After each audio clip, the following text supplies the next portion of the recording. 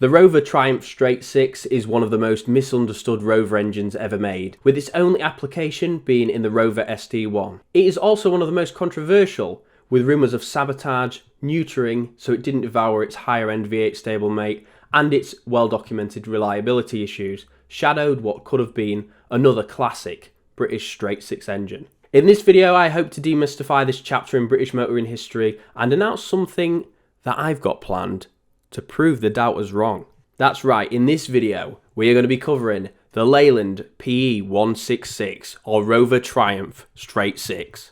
This has been a really interesting one to research, especially with such an underdog of an engine. Now, the PE166, of course, only appeared in one car, and it's been sort of mired with abuse over its life. And we've got a really interesting announcement in this video, which I'm going to cover in a moment. But stay tuned, remember to subscribe to the channel, like the video, drop a comment. Am I right, am I wrong? Do you believe these engines were potentially sabotaged? Let me know in the comments below. And without further delay, let's get into the video. In 1968, British Leyland was formed, creating the fourth largest car manufacturer in the world. After the formation of British Leyland, a unified model policy was developed to stop British Leyland's divisions from cannibalising each other's market share by developing competing products.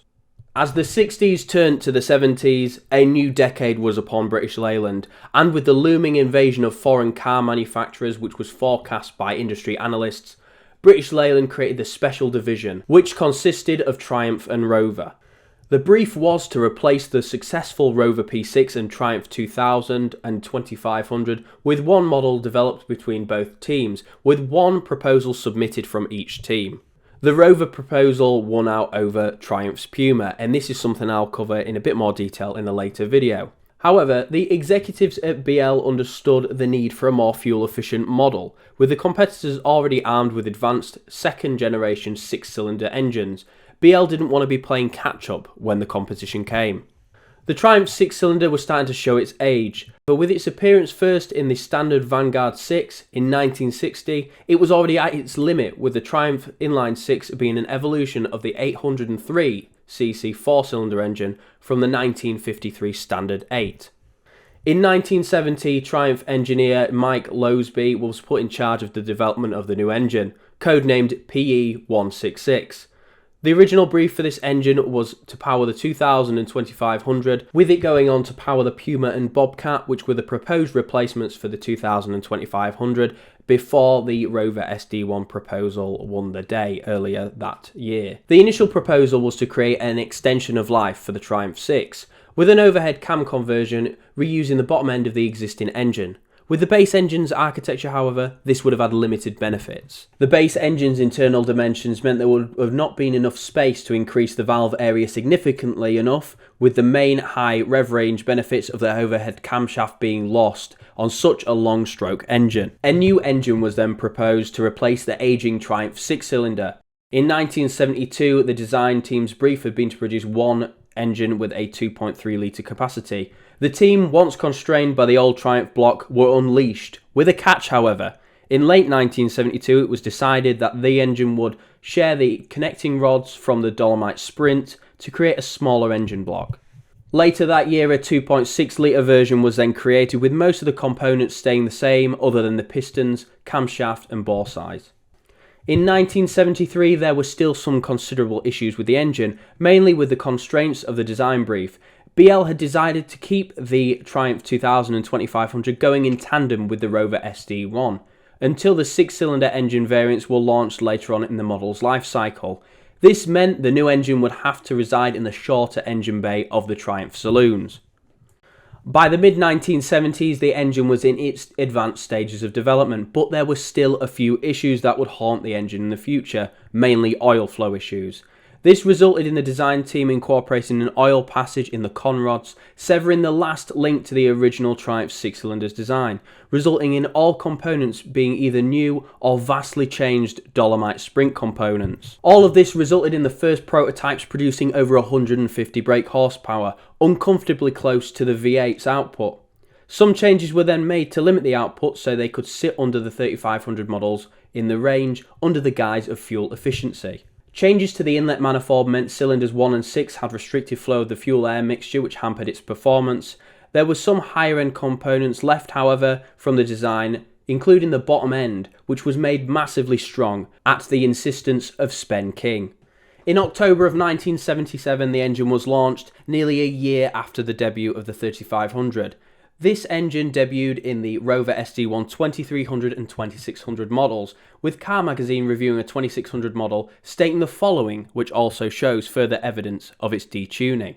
And all credit goes to Car Magazine, October 1977. There is plenty of scope for tuning it for high performance. For production ease, the bore of the inlet manifold is less than the mating bore of the cylinder head, and the same step up can be seen on the other face where the exhaust ports lead into the inlet manifold. Cleaning up these passages and bending their junctions would have been an easy first step on the road to more power, which could be followed by more conventional tricks such as a better ignition system, as an electronic one would have been far more welcome than the cheap Kettering distributor that is fitted as standard, and a more adventurous camshaft than the present one, which only gives the valve openings of 238 degrees. The fact that the Rover's performance figures are pro rata less impressive has nothing to do with its head design, but is due to the obvious and deliberate detuning of the engine to modest levels, consistent with the desire to set running economies above other aspects of performance.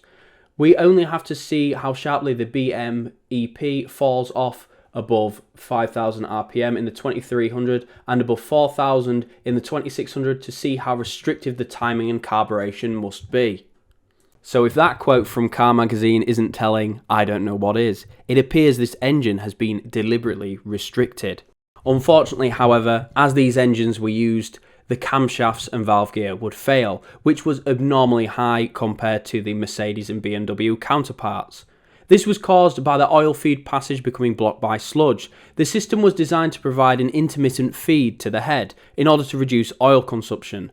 Midway through the engine's life cycle, even though there were known issues with the oil passages to the head becoming blocked, Rover decided to lengthen the oil change intervals from 6,000 miles to 12,000 miles, which didn't exactly help. Of the 303,345 Rover SD1s produced, exactly half of these were 6-cylinder models, with the 2.6 variant accounting for 35.6% of all SD1s produced.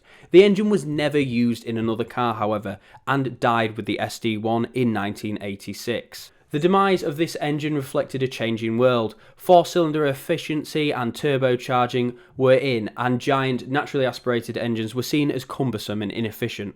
The Rover Triumph Straight 6 had its problems, some of which were a result of its design. British Leyland's mismanagement of this engine, extending its service intervals on an already maintenance-heavy engine, was the death nail it needed. And what made it have the phrase attached to it, "You should have bought a V8." This story, though, has always made me drawn to this engine. So much, I bought a 2600S, an SD1 which I'm currently putting back on the road, and if you want to see that series, there's a link in the description for that. However, this simply isn't enough. I don't just want to put this back on the road, I want to prove something, which is why I'm going to show you my Christmas present. So hello all, this is sort of the bit that you might have been waiting for, you might not have been waiting for. I have an announcement to make. Now, if you remember, I made that Rover SD1 tuning video a few months ago. Fantastic, fantastic bit of, I just loved researching it. And I thought to myself, well, everybody does V8s, except for one or two that did do a 2600. I believe Wooden Picket did a 2600, but there are no known examples surviving. So I thought, I had a fantastic idea. Why don't I start my own random little thing? Of course, it's not going to be a company or anything like that, but I'm basically going to call it Project R. So I'm going to create the 2600R. And you may be asking, how the heck are you going to do that? You don't know anything. Well, there's some people that do, and I know some stuff, I guess. So without further delay, I'm going to announce that I have purchased this from a race car. Now, these are 3 Weber 40 DCOE dual choke carburetors mounted to a custom inlet manifold, and I've also got a tubular exhaust manifold for my 2600. Now, it doesn't end here, because there's going to be a whole host of changes to this car. I'm going to be changing aspects of the interior to make it a bit more bespoke. I'm going to be changing the suspension. I'm going to be changing a whole number of things. I'm even going to be changing the colour. I'm probably going to do it white with a black stripe down the side, with the logo on the sides, you know, at the end of it. Same as the VP sort of stripe, where they have a little stripe and then they have VP Vandenplau at the end. Now, this, I'm not going to take all credit for this because this is someone else's work. Bruno and his team at GoFix created this amazing Rover SD1 2600 race car, and it was fantastic. I have some footage of it, which I don't have the permission to use, so I'm not going to use it, but I have some pictures that I can use. It was a belter of a car, apparently. It was basically like a Group 4 touring car. Now, I saw that car, pictures of that car, and I've sort of been following it for ages, and then it got sold to someone in the UK, who then took the 2600 engine out to put a V8 in. What a lot of people do, unfortunately. So, I thought, a lot of people said, just buy a 3500 V8 and just stick it in there. Just buy a V8, buy a Land Rover block, just stick it in there. I refuse. I am going to stick this in there. This solves the problems of the airflow to cylinders 1 and 6. It solves the carburation problems from those dual SUs. And I'm going to get a more aggressive camshaft, and it's just going to be mega. I'm not going to change the bottom end because, as mentioned previously, apparently that is mega strong. The engine's obviously going to get a good service, going to get some proper gaskets and everything done, as much as it needs. And then these are going to be bolted onto it, and we're going to have a jolly old time. So that's really it. That's my Christmas present to is this, and probably being told off because I've probably got something on the carpet. But that's fine. It's all well and good for entertainment purposes, but this is going to be fantastic, and I really hope you'll subscribe to follow along, because I did my Fiat Coupe last year and I put a damn lot of effort into that, and it took the mick to do, but I really did get the knack for doing it right after doing all that, with help, of course, from people. And this isn't just going to be me. If anybody wants to help or contribute, anybody wants to, you know, put their 2 penneth in the comments, that's perfect.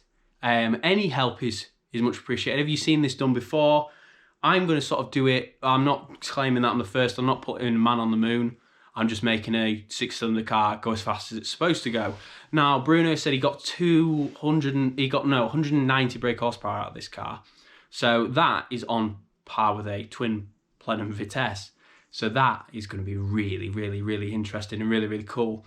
So I hope that I'm going to try and demystify it. I might look like a tit at the end of all of this. It might blow up in my face, but we're going to have a jolly good time doing it, and we're going to be having a great time. So the first stage, of course, the car needs to go back on the road. Now we're a clutch away from doing that, so I'm going to change the clutch over the new year, and then we'll get her in her MOT. Of course, I'm going to drive her around for a bit as normal while I get all the bits together that I need, the new suspension, everything. And then we're going to start sticking it together. Now the Cortina is the next thing on the list once we've got her on the road, and the MX-5. So those two are going on the road first. Then the Cortina will be finished off, and I'm probably going to use that for a while and then sell it. Main thing is, I love that Cortina, but it needs somebody who is way more into Cortinas than I am. So I think that will probably be for the best. So these, I mean, this is just magnificent. Look at this. It's like a robot. Look at that. Oh, I love it. It's fantastic. I'm always so concerned that the jets are going to like squirt some out at me. But my God, obviously these need cleaning up. It's been sat in a shed for 3 years on a pallet. So yeah, I bought everything to go with it. I'm going to have a camshaft coming soon. And then we'll be where we need to be. Now, shout out to these guys for producing this. It's Portuguese or Spanish or whatever. I'm not really sure. I don't know languages. Shout out to them for creating this. Shout out to GoFix. Amazing. And Bruno for the guy who sort of created the concept of this car and really took a 2600 to the next level on the track. I'm hoping to take one to the next level on the road. And that really is it for this video. The 2600, of course, 2300 are, you know, they're real underdogs of the Rover SD1, with everyone simply just saying, why don't you just buy a V8? You know, I guess you couldn't afford a V8 because you've got a straight six. I'm hoping I'll be part, at least a small part, of proving why these engines are actually pretty damn good, or proving why they're terrible and it being my financial ruin. But without further delay, I need to go and take these out of the living room before I get told off. So, thank you for watching, everybody. Keep watching. Remember to subscribe for more of this. Hope you've had a Merry Christmas, Happy Holidays, you're having a restful time, and I will see you in the next one.